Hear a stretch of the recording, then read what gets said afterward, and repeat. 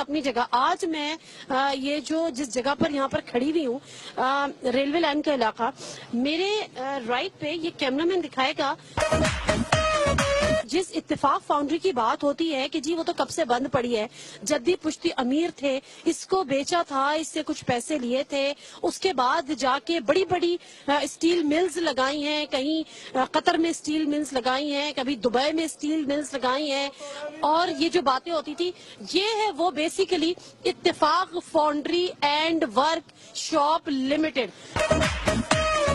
یہ ہمیں بتایا گیا ہے کہ زیادہ سے زیادہ جو اس کا رقبہ ہوگا وہ 10 مرلے کا اس کا رقبہ ہوگا. فیکٹری کی زمین 700 کنال کے وسیع رقبے پر پھیلی ہوئی تھی. اوپر سے نیچے تک یہ آپ دیکھ سکتے ہیں. اوپر تو اب یہاں پہ کسی کی رہائش ہے, لیکن نیچے کا بہرحال یہ جگہ تھی جہاں پر یہ آفس بنایا گیا تھا, یہ اتفاق foundry and work shop limited.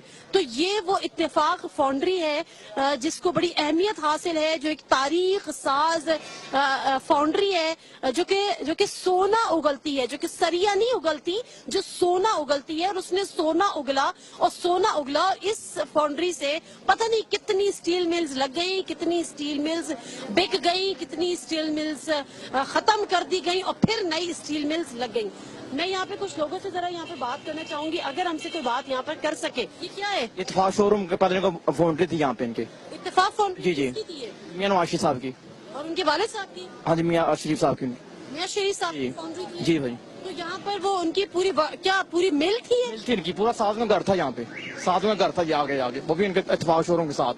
یہ مجھے گھر دکھائیں گے آپ؟ مجھے بتائیں کہ یہ کب تک یہاں پر کام ہوتا رہا؟ تقریباً کوئی 25 سال تک ہوتا رہا کام.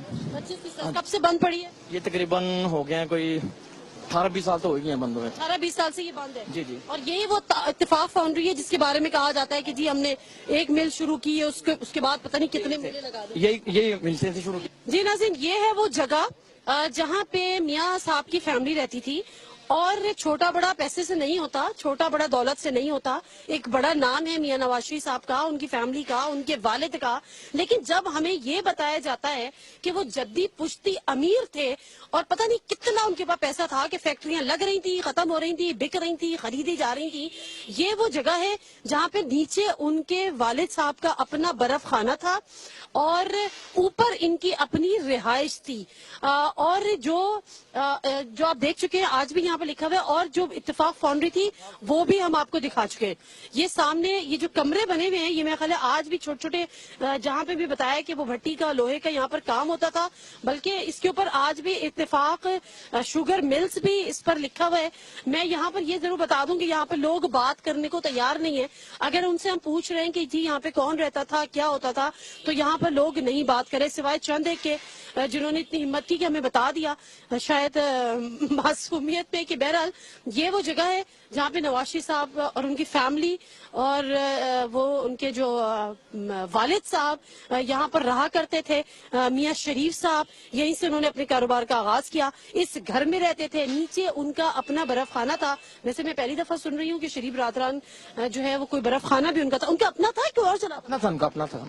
ہاں جی, اپنا خانہ تھا. سامنے سارا تھا, وہ سارا توڑ فکر یہ یہاں سے شروع ہوتا ہے تو وہ اخیر تک برف خانہ ہی تھا یہ سارا. اور ان کا اپنا تھا, اپنا تھا ذات. میاں شریف صاحب خود چلاتے تھے.